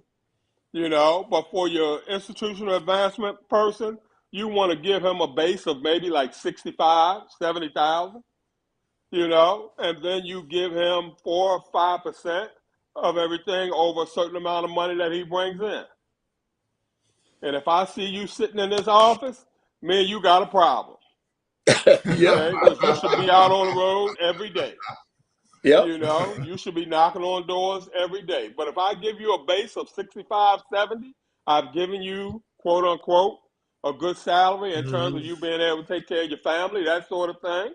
You got an opportunity to get bonus monies. If you bring in, I'm going to say over $500,000, you bring in over $500,000, okay, everything over that $500,000, you get 5% off. You know, so that's not only going to make you bust your tail to get that initial amount, but then you're going to bust your tail afterwards because a lot of that is going in your pockets as well. Yeah. You know, so there's a way to skin the game, but, you know, like that old adage says, you got to spend money to make money. There you go. You know, and that's true. Ain't no doubt about it. On that note, outstanding. Wow. Outstanding. We're out of time, literally. All right. You know what? I'm sorry I took up all you guys' time. I apologize. No. You did a great job. It was a great discussion. You did a great job. Yeah. Well, what I would like to do is continue this again next week, if that's possible. I'm good. I'm free. Charles, you're free? Because it's more that we can do. Put me down. On that note, I appreciate everyone. Hey, Carlos, that is Christmas Eve, sir. Christmas Eve. Thank you, Roy. Roy saved me again. Christmas Eve. How about the following week? Would that be better? Oh man. Well, New Year's Eve now. Look, New Year's Eve. That's fine. We're good. We're good. I just have to. I have to sweeten Roy up on that one. No, I'm good for New Year's Eve. All right. Yeah. Well, I want to thank Willard Brown. I want to thank Coach Pettaway, Charles Edmond, and of course everyone who watched today. We appreciate you. Also, Roy Evans, producer. It's a lot of things that a lot of people don't see behind the scene, and we thank Roy for that. And don't forget, there's a fundraiser going on Black College Sports Network. You can go on. Roy, come in and tell them exactly where they can contribute to the fundraiser. All of the information is at myjbn.com/grow. GROW. myjbn.com/grow. And Central's beating Jackson State 10-7 right at the end of the first quarter. Oh, thanks for that update. Wow. Charles, did you have your prediction on that? I'm watching it right now. I'm all swag. I'm predicting Jackson State to win this game, but hey, Central jumped on them early, and that's no. That's what we're talking about. They'll come back. Jackson State will come back. They haven't been playing from behind very often, so I'm anxious to see these next 3 quarters. Adversity. They hadn't had much. Yeah. Now you can find out when you get hit in the mouth. Guys, have a great Christmas. Appreciate it. I'll be in touch with each